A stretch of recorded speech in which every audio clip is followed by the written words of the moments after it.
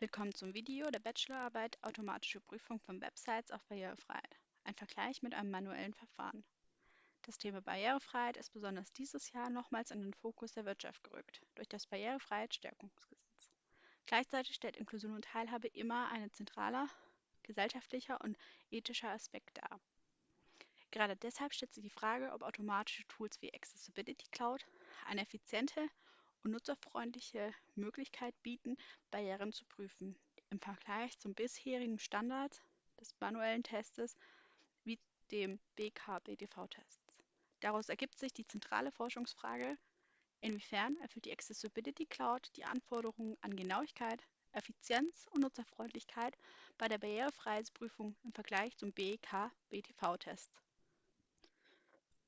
Um diese Forschungsfrage zu beantworten, wurden folgende Methodiken angewandt. Basierend auf den Prüfschritten des BK-BTV-Test wurden 55 umgesetzt auf einer Testwebseite. Daraus entstanden 13 Negativseiten, 13 Positivseiten sowie eine Startseite. Darauf aufbauend wurde eine quantitative Tool-Analyse von Accessibility Cloud durchgeführt, um die Genauigkeit zu überprüfen. Dafür verwendet wurden die Coverage, Completeness und Correctness, die auf den Klassifikationen True Positive, False Positive und False Negative basierten. Anschließend folgte ein Usability-Test mit 6 Teilnehmenden. 3 Teilnehmende hatten Vorerfahrungen mit dem BK-BTV-Test. Alle erarbeiteten 4 Use Cases in Accessibility Cloud mit der Think Aloud Methode und wurden dabei beobachtet. Ergänzend gab es ein Interview sowie den UEQ-Fragebogen. Die Teilnehmenden mit den Vorerfahrungen führten diese auch für den BK-BTV-Test aus. Jetzt ein kurzer Überblick über die Accessibility Cloud. Im Dashboard bekommt man einen Überblick über die Statistik der vergangenen Scans. Auf der linken Seite gibt es die Navbar. Dort findet man alle analysierten Seiten sowie Fehler, Verbesserungen und mögliche Fehler sowie die Scan-Einstellungen, um einen neuen Scan zu starten. Um die Fehlerübersicht zu sehen, sucht man sich einen bestimmten Fehler aus, klickt sich durch, bis man ihn gefunden hat und hat dann hier eine detaillierte Übersicht. Kommen wir nun zur Auswertung.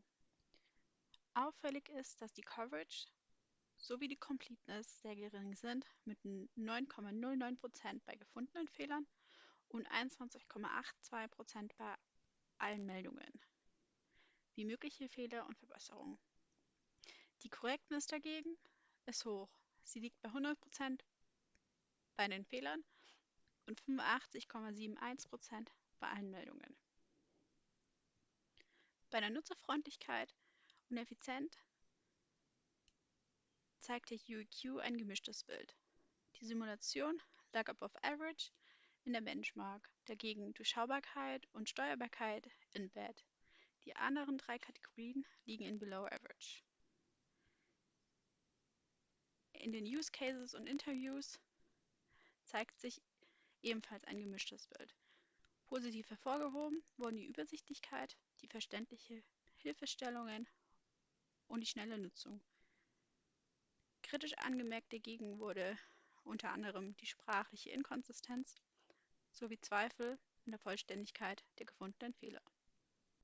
Im Fazit bedeutet das, dass die Accessibility Cloud präzise ist, aber die Abdeckung schwach. Sie ist effizient, hat Verbesserungspotenzial in der Nutzerfreundlichkeit und vor allem bei der Genauigkeit. Sie kann also den manuellen Test nicht ersetzen, sondern nur sinnvoll ergänzen. Vielen Dank für Ihre Aufmerksamkeit.